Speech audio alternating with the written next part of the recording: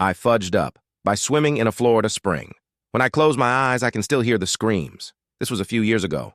Took the family to Ginnie Springs, a beautiful Florida water spot for a day of swimming and a little picnic. So as I was swimming in the crystal clear water, watching my son floundering around in his water wings, and just having a good time, my son suddenly stopped, pointed at the water, and said, "Look, Daddy, a lizard." I looked over and saw that, no, it was not a lizard that was swimming over to us.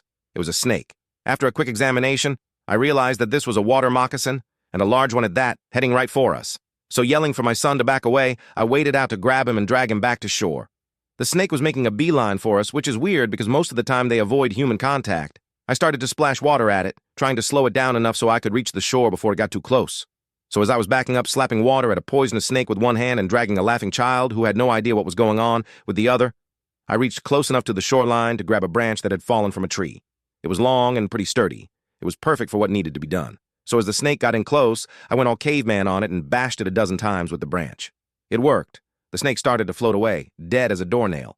I then realized that all the people swimming around in this water would not take too kindly to bumping into a 4-foot dead moccasin, so using the branch, I launched the snake for a stretch of woods off to my right.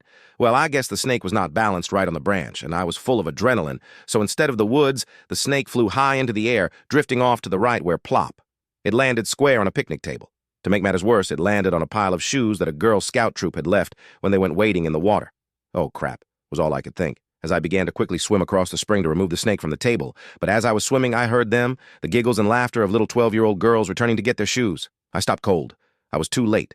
I began to swim away, trying to hide myself as I saw the first curly-haired head approach the table. There was laughing, there was chatting and talking, then there was a pause. And that is when the screaming started. If you have never heard a dozen 12-year-old girls scream in horror as they saw a large, bloody snake draped across their shoes, I cannot even begin to explain the sound.